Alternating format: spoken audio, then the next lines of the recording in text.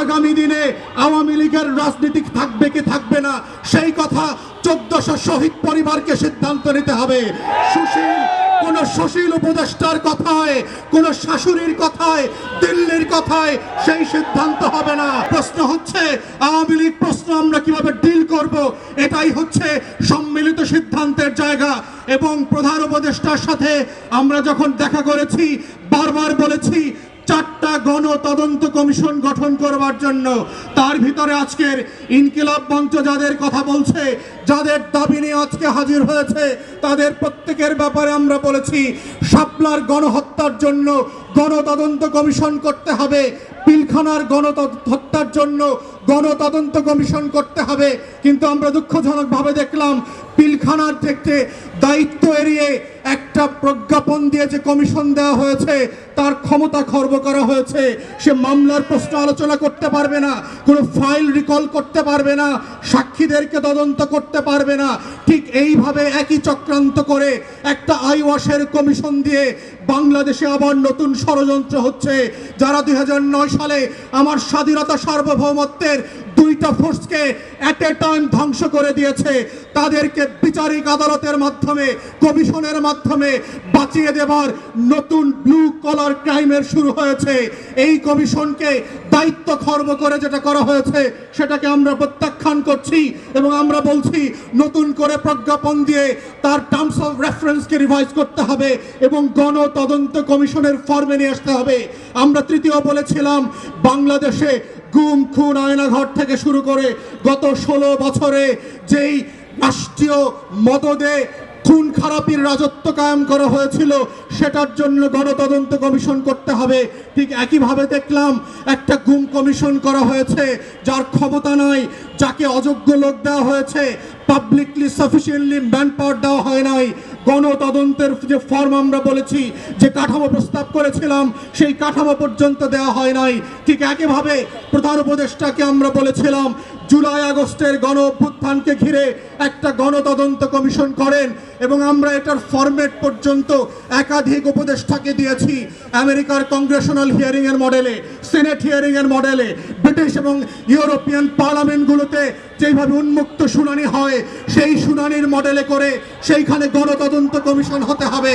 আজকের ইনকিলাব মঞ্চে এসে যেইভাবে শহীদরা তাদের বক্তব্যের কথা বলছে, সেই উন্মুক্ত শুনানিতে যেটা বিটিভি লাইভ সম্প্রচার করবে সেখানে শহীদ পরিবার এসে তার গল্পের কথা বলবে, তার কষ্টের কথা বলবে, তার আকাঙ্ক্ষার কথা বলবে।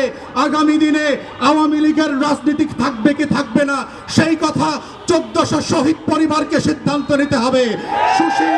কোন সুশীল উপদেষ্টার কথায়, কোন শাশুড়ির কথায়, দিল্লির কথায় সেই সিদ্ধান্ত হবে না।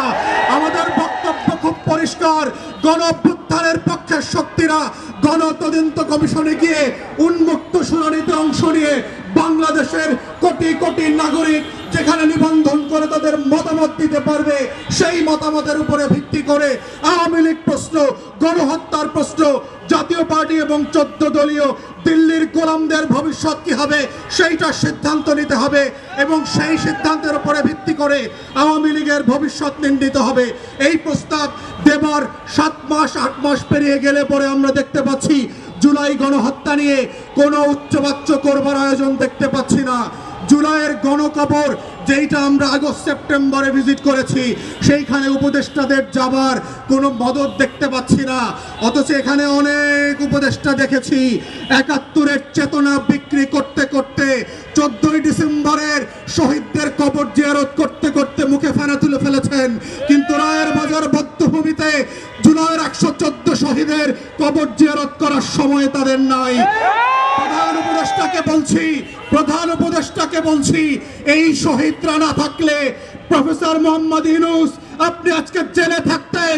6 তলার বিল্ডিং, লিফট ছাড়া, বিদ্যুৎ ছাড়া বিল্ডিং এর 6 তলায় হাসিনা আপনাকে উঠবস করাইতো, সেই দিনের কথা ভুলে যায়েন না।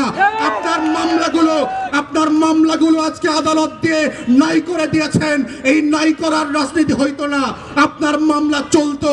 যাদের কারণে, যাদের রক্তের কারণে আজকে আপনি বেকসুর খালাস, যাদের রক্তের কারণে আপনি প্রধান উপদেষ্টা হয়েছেন, তাদের রক্তের বদলা যদি না নেন আপনাকে আগামী দিনের মানুষ ক্ষমা করবে না।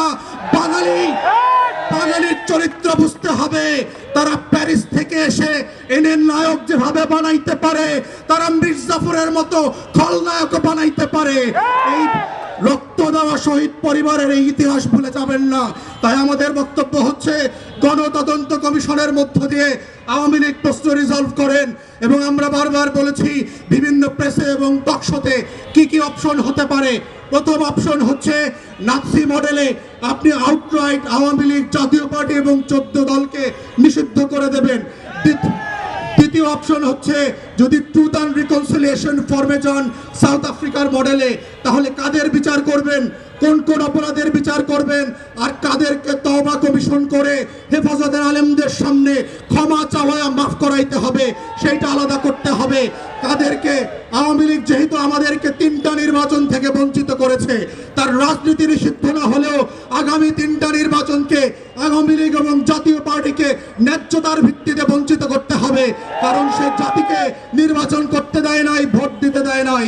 আওয়ামী লীগের কোনো পদস্থ নেতা ওয়ার্ড ইউনিয়ন থেকে শুরু করে যারা এমপি মন্ত্রী হয়েছে গত 16 বছর, তারা বাংলাদেশে আর কোনোদিন রাজনীতি করতে পারবে না।